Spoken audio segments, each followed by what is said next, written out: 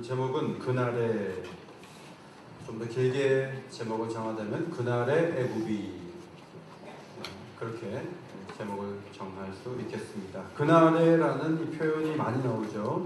16절, 18절, 19절, 23절, 24절, 그리고 20장 6절에 6번 그날에 이렇게 나오죠. 히브리 말로는 후욤, 해가 떠서 해가 지는 어떤 하루, 그 어떤 날인지 정확하게 날짜는 모르지만 그날이 되면 이런 일이 있을 거야 라고 하나님이 이사야 선지자에게 말씀하셨습니다. 13장부터 23장까지 열방에 대한 계획을 하나님 쭉 말씀하시는데, 이것은 1, 2년 안에 될 얘기를 하는 게 아니고 이사야가 죽은 후까지도 포함한 긴 시간 속에서 유대 나라만이 아니라 바벨론, 구스, 블레셋, 여러 나라, 애굽, 여러 나라에 대해서 하나님이 말씀을 쭉 하시면서 나는 세상의 주관자다, 나는 온 세계를 다스리는 역사의 주인이다, 이것을 선포하시죠. 우리 성도들 가운데 교회 나가는 건 서양 종교고 절에 가는 거는 국산 종교고 이렇게 잘못 생각하시는 분들이 계신데, 여러분 교회에 나와서 만군의 하나님을 섬기는 것은 이 세계를 말씀으로 만드신 한 분 하나님을 제대로 만나서 하나님을 경배하는 신앙을 갖게 됐다는 것을 믿으시기 바랍니다. 우리가 이 귀한 신앙을 갖게 된 것이죠. 이사야가 사역했던 그 초반에 국제정세는 이러했습니다. 아수르는 초강대국이었어요. 지금의 미국과 중국을 합쳐놓은 것처럼 강했어요. 그리고 애굽과 구스와 바벨론이 그 다음이었어요. 그리고 유다도 꽤 잘 싸웠습니다. 그래서 유다는 아수르가 고집불통이고 무조건 함락시키고 보는 사람들이니까 애굽하고 손을 잡으면 막을 수 있을까? 구스하고 좀 손을 잡아볼까? 아수르가 망한 다음에 무너지면서 바벨론하고 좀 손을 잡을까? 이러고 있었어요. 이 나라들도 자기네 힘만으로는 아수르를 막을 수가 없어서 유다라도 같이 동맹을 맺으면, 유다 같은 나라를 몇 나라를 동맹을 맺으면 아수르를 막지 않을까, 이런 계산을 하고 있었습니다. 그런데 하나님께서 19장에 20장에 애굽에 대한 심판을 말씀하시면서 16절 말씀에 그날을 말씀하시죠. 그날에 애굽이 부녀처럼 될 것이다. 히브리 말로 이샤라는 말은 여자라는 뜻이에요. 지금은 총을 잘 쏘면 여자들도 잘 싸울 수 있어요.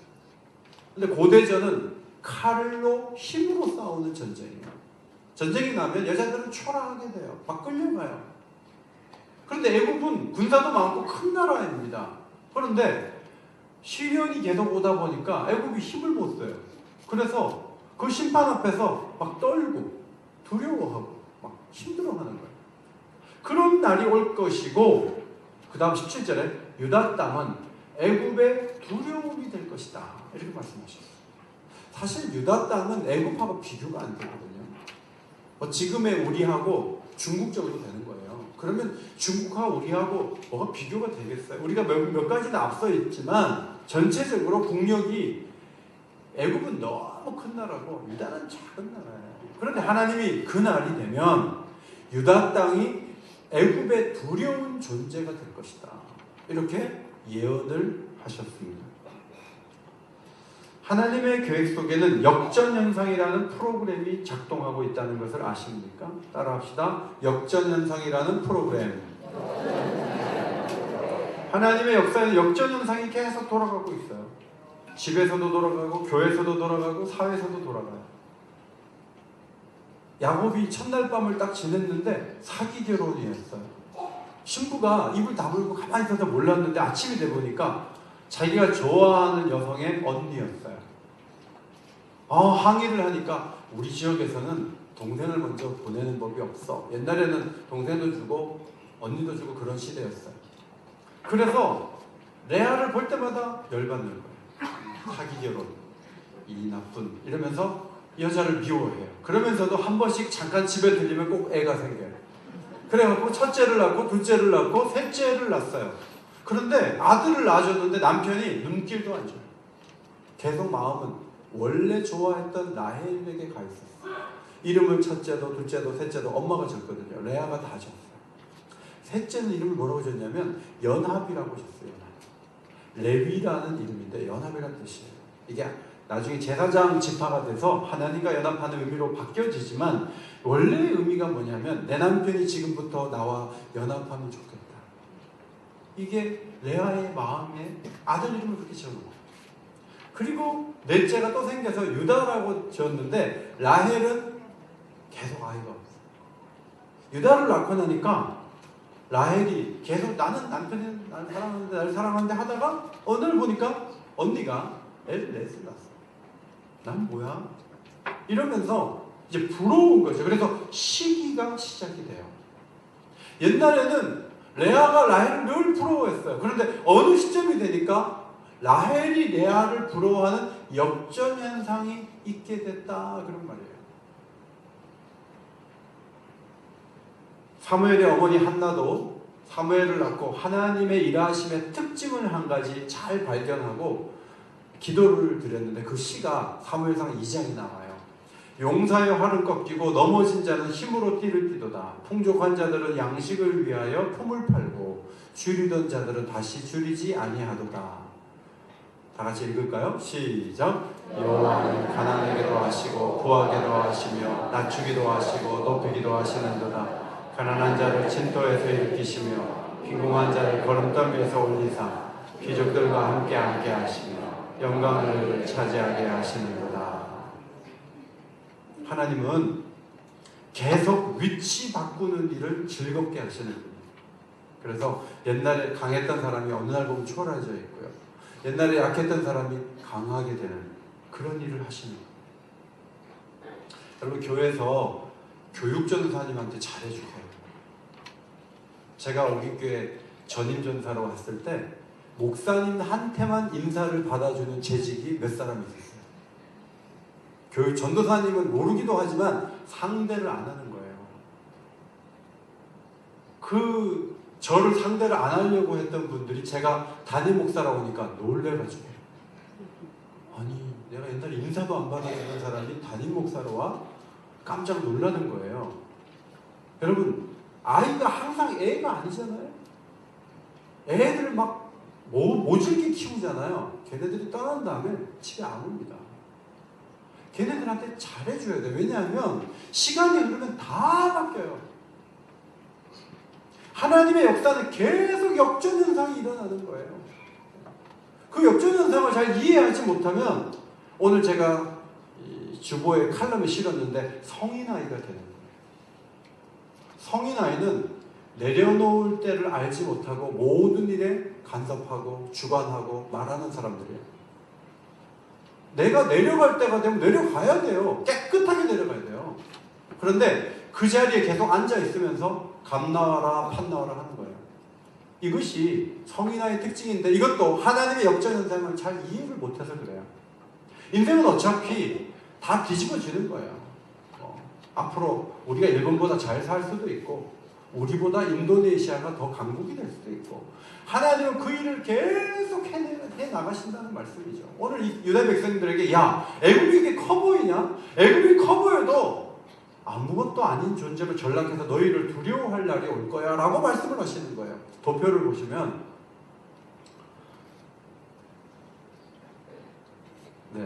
도표를 먼저 볼까요? 도표를 보시면 첫 번째 도표 인도의 그 계급이죠. 학교 다닐 때 배우셨죠? 후드라, 바이샤, 크샤트리아, 브라만 이렇게 태어나면 절대 천민들은 승려가 될 수가 없는 거예요. 높은 사람은 계속 높고 낮은 사람은 계속 낮고 금수저는 계속 금수저고 흙수저는 계속 흙수저. 이게 인도의 병폐고 어려움이에요. 다음 도표를 보시면 아수르는 우리보다 강하니까 항상 강해 이렇게 생각을 하는 거예요. 유다는 애굽이라도 붙어가지고 아수르를 막아야 돼 이 생각을 하고 있는 거예요. 근데 하나님 말씀하신 거예요. 다음 유다가 애굽의 두려운 존재가 될 수 있다라고 말씀을 하신 거예요. 여러분, 유다가 애굽의 두려운 존재가 당시에는 될 수 없다고 봤지만 하나님 그렇게 이끄신 거죠. 중동 전쟁이 4번 일어났는데 4번 전쟁에서 이집트가 다 관련이 되어 있는데 이스라엘이 다 승리했어요. 1억이 넘는 이집트의 GDP는 2,300억 달러지만 800만 밖에 안 되는 이스라엘의 GDP는 3,500억 달러예요. 국방비는 1년에 4배가 이스라엘이 많아요. 이집트는 지금 현재 이스라엘을 두려워해요. 그런데 이사야 시대에는 이게 상상도 못하는 일이었다는 말씀이에요. 하나님은 그날이 오면 뒤집어진다. 따라합시다. 그날이 오면 뒤집어집니다. 그날은 뒤집어져. 우리 아들하고 팔씨름 하는데 옛날에는 막 2명이 덤벼도 내가 탁 넘겼어요. 2명이 나가 떨어졌어요. 지금은 우리 아들이 여기를 잡아도 제가 꺾여요. 안 돼요, 이제는. 어느 날 갑자기 변화가 오는 거예요. 그리스도인은 뭔가가 고정되면 계속 그렇게 가야 된다고 생각하면 그리스도인이 아니에요. 하나님은 모든 것을 바꾸실 것이다. 특별히 절망에 처해서 아무것도 바뀔 수 없다고 생각하는 것이 있습니까? 바꾸실 하나님을 기대하시기를 바랍니다. 집안이 좀 어렵습니까? 가난합니까? 병이 들고 사건 사고가 있습니까? 거기에만 계속 매몰되어서 거기서 빠져나오지 못한다고 보지 마세요. 거기서 빠져나올 수 있어요. 하나님이 세우시면 얼마든지 놀라운 일이 일어날 줄 믿습니다. 한나에게 사무엘 같은 아들이 나온단 말이죠. 놀라운 일을 하나님이 계획하시고 이새의 아들 가운데 다윗 왕을 세우시고 계속 역전시키는 거예요. 폐역 부도의 계집의 여종이 어디 함부로 라고 사울이 말했지만 다윗은 위대한 성군으로 역사 가운데 빛나게 된 거죠. 18절로 20절은 그날의 애굽 땅 가운데 여호와를 위한 제단을 세우겠고 변두리에는 기념비들이 서겠고 23절 아수르와 애굽 사람이 함께 경배하게 될 것이다 라고 말씀하셨습니다. 여러분, 애굽은 원래 우상이 많았어요. 10가지 재앙을 아시죠? 그 재앙은 전부 애굽 신들을 심판하는 재앙이었습니다.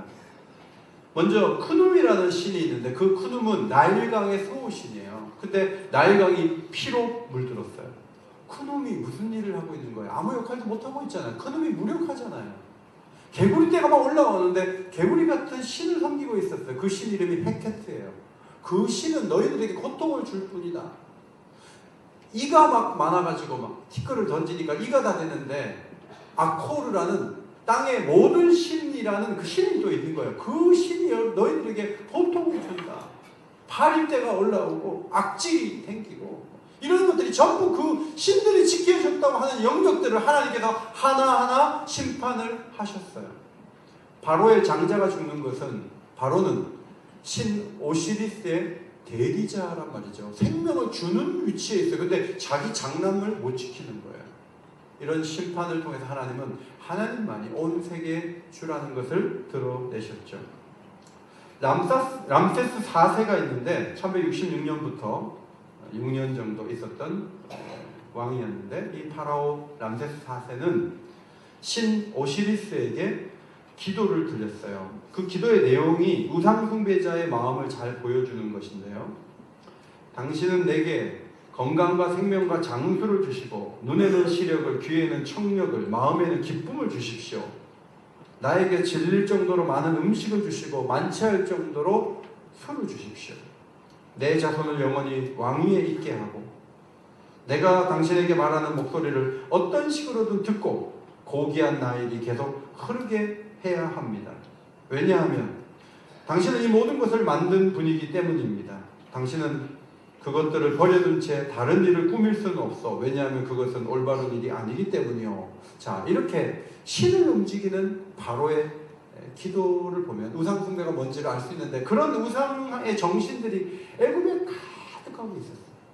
그런데 18절 말씀에 하나님께서 5곳에 히브리어 가나안 방언을 쓰는 성을 세우겠다.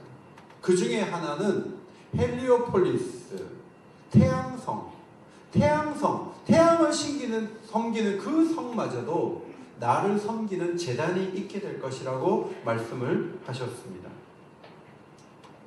그리고 그들이 어려움을 당할 때 하나님을 찾고 구할 때 하나님은 구원자를 보내셔서 그들을 보호하시겠다고 20절에 약속을 하셨습니다. 23절 애굽에서 아수르로 통하는 대로를 오고 가며 하나님을 저들이 서로 경배하겠고 이스라엘, 애굽, 아수르가 세계 중에 복이 될 거다 라고 말씀을 하시고 25절에는 놀라운 말씀을 하셨어요. 다 같이 한번 큰 소리로 앞에 보시고 읽겠습니다. 25절 시작. 내 백성 애굽이여 내 손으로 지은 아수르여 나의 기업 이스라엘이여. 이스라엘만 붙잡고 있는 신이 아니고 내 백성 애굽이여 라고 부르시고 때가 되면 그곳에 예배의 처소를 세우시고 하나님께 영광을 올려드리는 나라로 바꾸어 놓으시겠다. 그렇게 말씀을 하셨던 거예요. 알렉산더가 이집트를 통치한 때가 있었는데 알렉산더는 자기 이름을 따서 알렉산드리아라는 도시를 나일강 하류에 세웠습니다. 지도를 보시면 알렉산드리아가 저기 있어요. 카이로에서 한 3시간 거리에 있는 도시예요. 이 도시에 많은 유대인들이 몰려들었어요.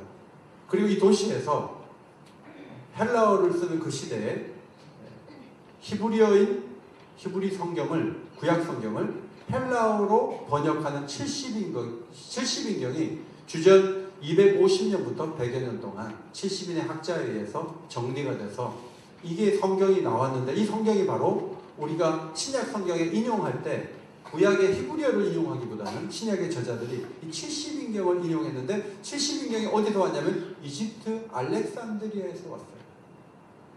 이렇게 이집트가 뭔가 움직여질 거라고 이스라엘 백성들은 한 사람도 생각하는 사람이 없었지만 하나님은 먼 미래에 이런 변화가 이집트에 있게 될 것이라고 말씀하셨습니다.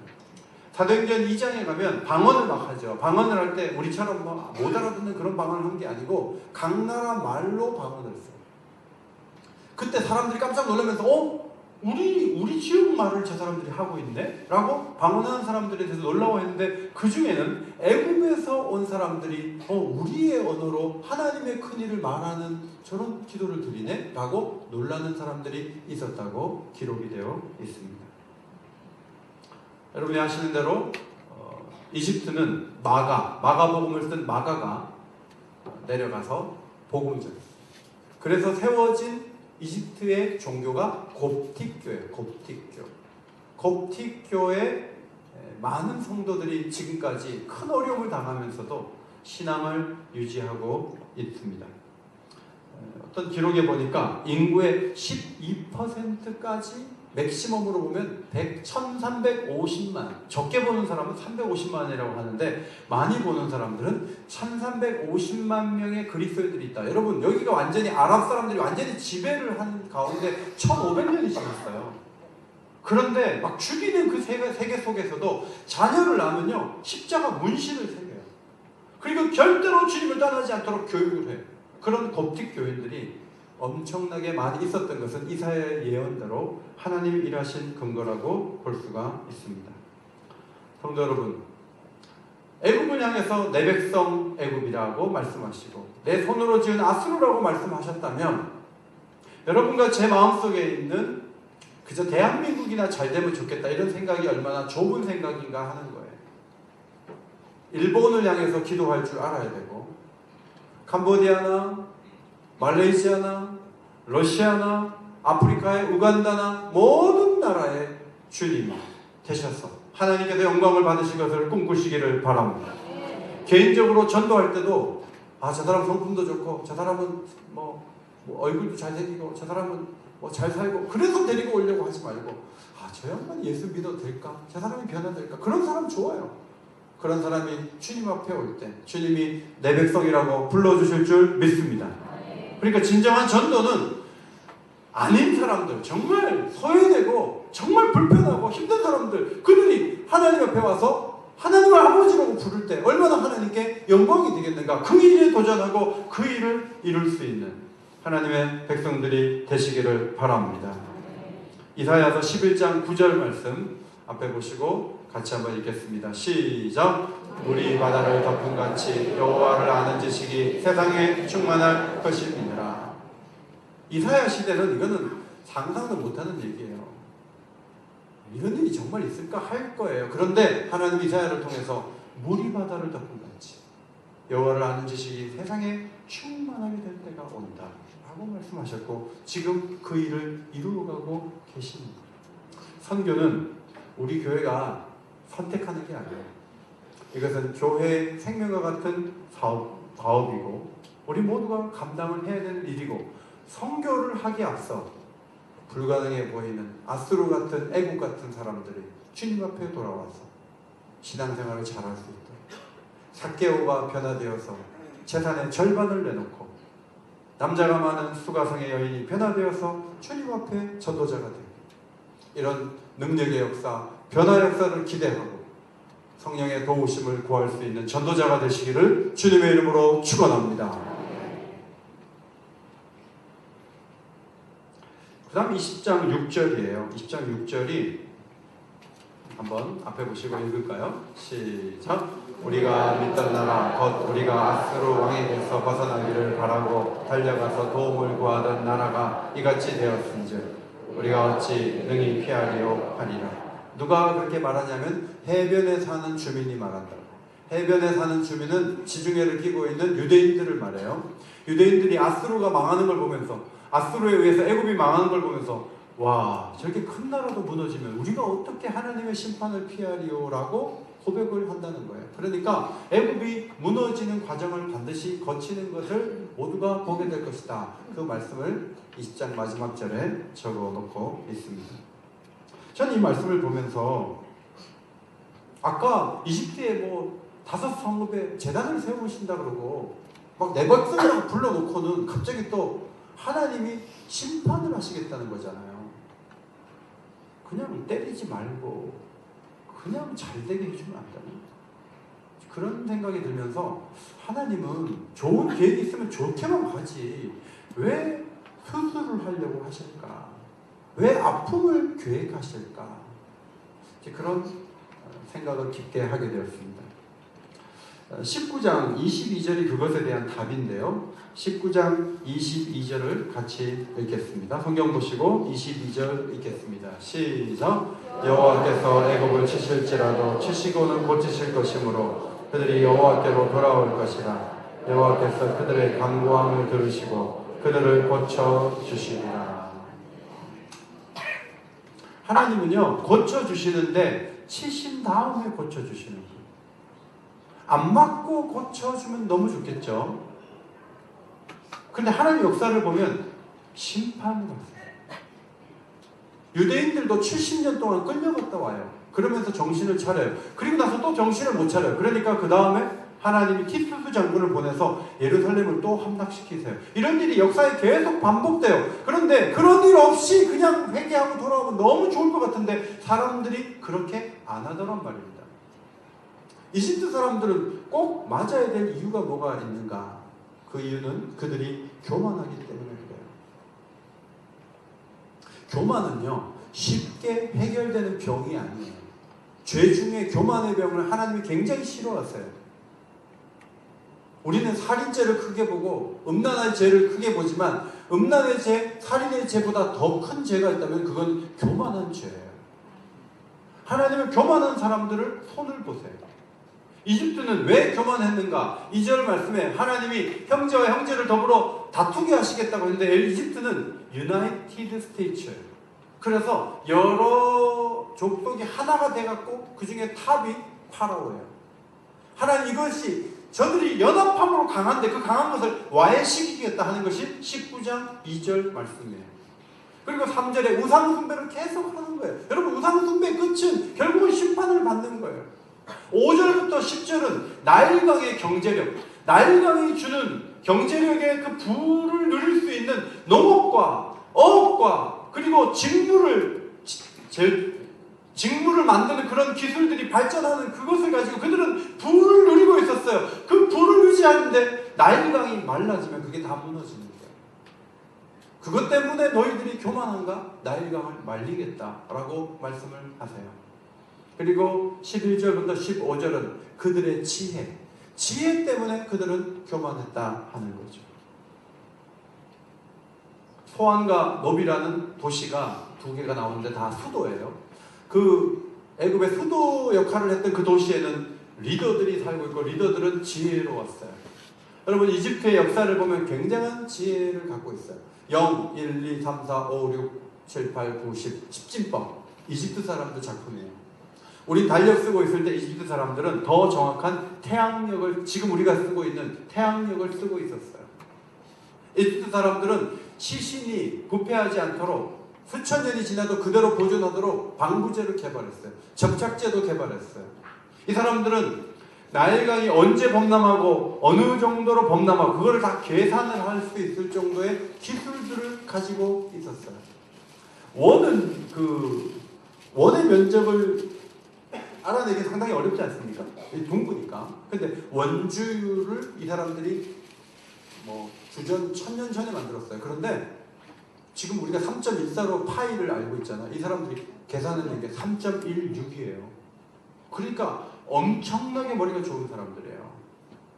여러분이 아시는 피라미드, 여기 피라미드 있잖아요. 이게 주전 2800년 전부터 한 1000년 정도 이걸 만들었어요. 피라미드를. 그런데 이게 돌 하나가 자그마치 몇 킬로냐면 2500kg예요. 2500kg. 돌 하나가 2500kg짜리를 230만 개를 쌓아놓은 게 피라미드예요. 피라미드의 크기가 얼마나 크냐면 한 면의 길이가 230m예요. 높이가 146m예요. 1889년 에펠탑이 세워지기 전까지 세계에서 가장 높은 건물은 피라미드였어요. 근데 이것을 석기 시대에 이들이 이걸 만들었다는 거예요. 철기도 없어요. 어떻게 돌을 깎아가지고 어디 그 돌을 가지고 와서 이 무게가 600만 톤이라 그러더라고요. 그거는요 서울 시내 이 건축물의 무게를 다 합해도 이 정도가 안 된다는 거예요. 엄청난 일을 한 사람들이에요. 이 사람들은요 자기의 지혜가 국가의 어떤 위기도 다 막을 수 있다고 그렇게 생각하고 있었어요. 그런데 하나님께서 말씀하셔요. 매사에 잘못하고 술 먹고 비틀거리는 주정뱅이 같이 지도자들이 그렇게 움직일 것이라고 하나님은 예언을 하신 것이죠. 성도 여러분, 그 탁월한 이집트가 무너져서 지금은 굉장히 초라하지 않습니까? 지금은 참 못 살아요. 어려워요.